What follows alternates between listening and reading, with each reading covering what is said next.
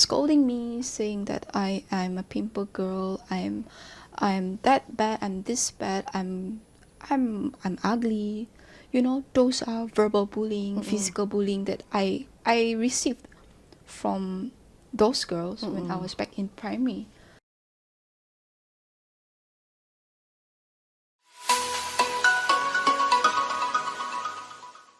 Hello everyone and welcome to today's podcast. My name is Sandra and I'm joined by my colleague Adiba today. And we are going to dive into a serious but important topic, bullying. While many people associate bullying with childhood or high school, it's a problem that persists into adulthood and can significantly affect university students. Did you know that 1 in 3 students worldwide experiences bullying in some form? Whether it's physical, verbal, social, emotional, or cyberbullying. The impact can be devastating. Our goal today is to create awareness about different types of bullying, the effects it has on victims, and how to address it, especially in university settings. So, Adiba, why don't you start by explaining what bullying is? Alright, thank you Sandra. So, bullying ni merujuk kepada tindakan yang sengaja dilakukan oleh individu atau kumpulan yang untuk menyakiti, mengancam atau memalukan orang lain lah.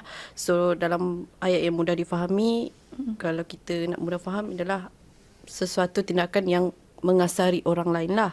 Okay, so dia selalunya berlaku apabila terdapat ketidakseimbangan kuasa dari segi fizikal, sosial atau emosi. Okay, sebagai contoh, yang ini kita boleh tengok daripada secara umumnya dalam kalangan anak-anak remaja lah. Selalunya kalau yang anak-anak remaja ni yang tak up to date, ada setengah individu yang tak up to date, dia punya lifestyle pun tak up to date. So, bila nak masuk ataupun nak membuat kawan baru tu agak susah lah. Itu pun dikira sebagai bully lah.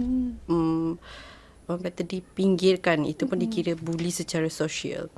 Okay, so bully ni macam saya cakap tadi, secara sosial dia bukan sahaja boleh berlaku secara fizikal, tapi dia ada macam-macam bentuk yang kita akan bincangkan nantilah. So Sandra? Okay, so thank you Adiba for sharing about what bullying is in general. So I'm gonna break down the different types of bullying and their unique characteristics. Okay, so number 1, we're gonna dive into physical bullying. This is the most visible form of bullying and involves actions like hitting, pushing someone, or tripping someone. So, for example, a student being shoved against a wall by peers because they refuse to share their class notes. Okay, that's a form of physical bullying. Physical bullying is often seen as just roughhousing, but the emotional toll on victims is actually very significant. Okay, number 2 is verbal bullying. This involves using words to hurt someone, such as teasing, name-calling, or spreading rumors about a student. This can give example as calling someone derogatory names based on their accent or cultural background. Okay, verbal bullying is common and leaves victims questioning their self-worth. So, Adiba, do you think there are different types again? What else of bullying in university levels? Yes, kita ada lagi 2 bentuk bully macam saya sebut awal tadi, iaitu bully dari segi sosial dan juga bully cyber. So, bully sosial ni dia melibatkan bully yang macam saya cakap meminggirkan mangsa bully daripada kumpulan sosial. Macam kalau kita yang tengok dalam kalangan anak-anak remaja sekarang yang macam saya mention tadi, selalunya bully sosial ni kita boleh tengok dari segi diorang dipinggirkan. Itu adalah bully sosial. Okay, kalau bully cyber ni dia more kepada platform media sosial. Contohnya buat memes gambar orang ataupun komen-komen negatif ataupun tinggalkan orang kata ugut melalui media sosial. Itu adalah bully cyber. Dan bully cyber dan juga bully sosial ni dia relate lah, dia relate. So bila orang setengah mangsa dibuli secara cyber, so automatic dia akan dipinggirkan secara sosial. So I can also count it as social bullying. This can also be a form of in a form of physical bullying or verbal bullying in social bully. Yep. Okay, so I think there are two more types of bullying that I want to share about, okay, which are emotional bullying and also academic bullying. So for emotional bullying, this type of involves manipulating someone's feelings to control or degrade them. Okay, example, a student being constantly guilt-tripped by a roommate to do all the cleanings and cookings in the college. Emotional bullying often goes unnoticed, but can severely affect a victim's mental health. For academic bullying, this is unique to educational settings and involves actions like ridiculing someone's performance or excluding them from study groups. This actually happens quite often in university, where you can see a group of people try to isolate another student from joining them in a group assignment, and that's a kind of academic bullying. So next, I want to share about the effects of bullying. These effects including far-reaching and deeply personal emotions. The victims often experience anxiety, depression, insomnia, and even physical ailments like headaches or stomach aches. Bullying can also disrupt academic performance. Imagine trying to focus on an exam when you're worried about being humiliated afterward. So betul Sandra, so mangsa bully ni dia selalunya akan orang kata low confident lah, dan juga dia akan rasa takut untuk bergaul dengan orang. So kadang-kadang dia tak semualah, dia sesetengah orang yang introvert ni dia ada trauma yang pernah dibuli, so that's why dia ada rasa takut untuk bergaul dengan orang, dan dia akan ada satu cara dia untuk dia protect dia punya space tu, dia takkan bergaul, bukanlah takkan, dia just takut untuk kenal dengan orang lah. Orang kata nak buat connection dengan orang. Okay, macam contoh pelajar yang dibuli mungkin akan memilih untuk mengasihkan diri yang dia akan mempengaruhi hubungan sosial mereka lah. Macam saya cakap tadi lah, kadang-kadang orang yang dibuli ni, orang yang jadi introvert ni, sesetengahnya mempunyai trauma yang dibuli lah. So that's why dia memilih untuk protect dia punya space dan tak nak buat connection, hubungan sosial.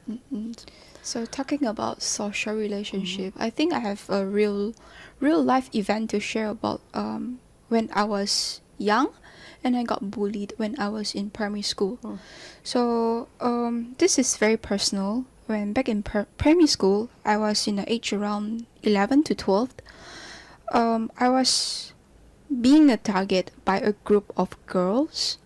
They called me a pimple girl, and they targeted me, trying to bash me, trying to talk very bad things about me behind my back. And it went very bad until they would like go to the level 2 and then pour down a bucket of water to me when I was downstairs, and they were like at level 2. They were trying to pour down the bucket of water to me.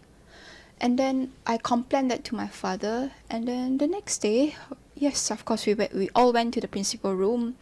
And then afterward, I was very sad to say that the principal actually believed them, like standing by their side, because the reason is that one of the girls is actually the penolong pengawas, and my principal said that she believed that as a pengawas she will never do such thing, and then she was crying, saying that she didn't actually did such thing to me, because of course, and they were released just like that.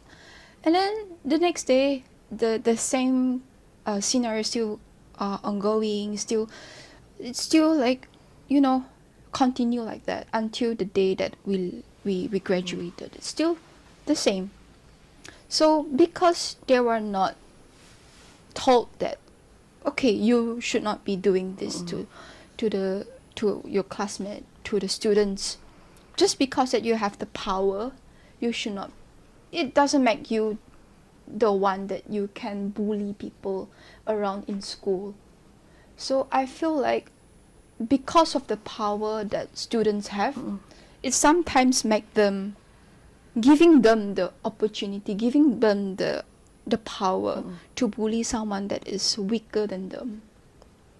Yeah, and then actually they keep on like calling me a bitch in school. I don't know why. What is the reason? So until today, I cannot get through that feeling of of like them scolding me, saying that I'm a pimple girl. I'm that bad. I'm this bad. I'm ugly. You know, those are verbal bullying, physical bullying that I received from those girls when I was back in primary. I mean, what do you expect from a girl that is like 11 or 12 years old?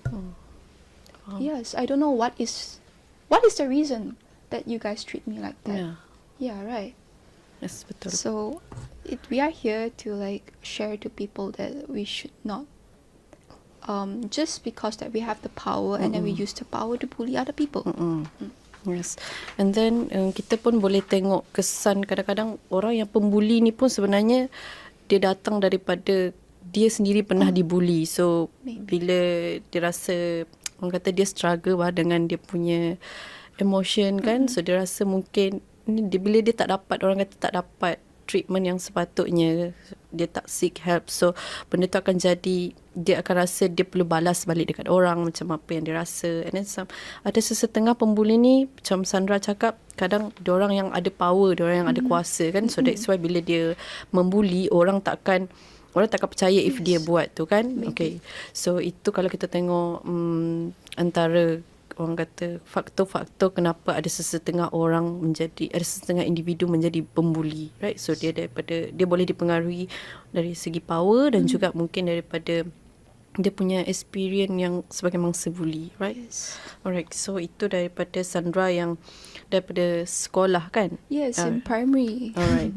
So kalau daripada saya, ni dalam real life punya lah, seorang pelajar, seorang pelajar yang ini boleh kita tengok secara general, seorang students lah, selalunya students memang akan dipinggirkan if mereka datang daripada luar bandar, sebab dia orang punya lifestyle lain. Dia orang kadang-kadang ada mindset orang rasa macam bila mereka yang datang dari luar bandar ni, dia orang punya lifestyle tak up to date, so dia orang macam ketinggalan zaman. So that's why dia orang dipinggirkan. Itu kita kategorikan sebagai bully sosial lah kalau kita tengok daripada dalam kalangan pelajar.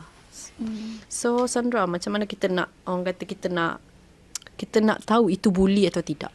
Okay, so how can we address bullying, especially in a university level, right? So number one, we should speak up.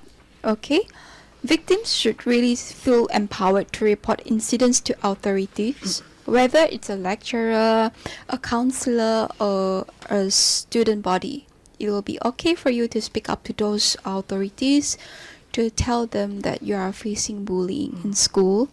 Okay, number two is build support networks. Friends and mentors can play a crucial role in standing up to bullies or supporting victims. Number three, promote awareness. Universities should organize anti-bullying campaigns to foster an inclusive and respectful environment. Okay. And also, lastly, from my point of view, is that for students from Unimas, of course, remember that you are not alone. Okay, if you or someone you know is experiencing bullying, you can always reach out to the psychology and counseling section, or we always call them as psychon, for support. Okay, Adiba, do you have anything to share about psychon?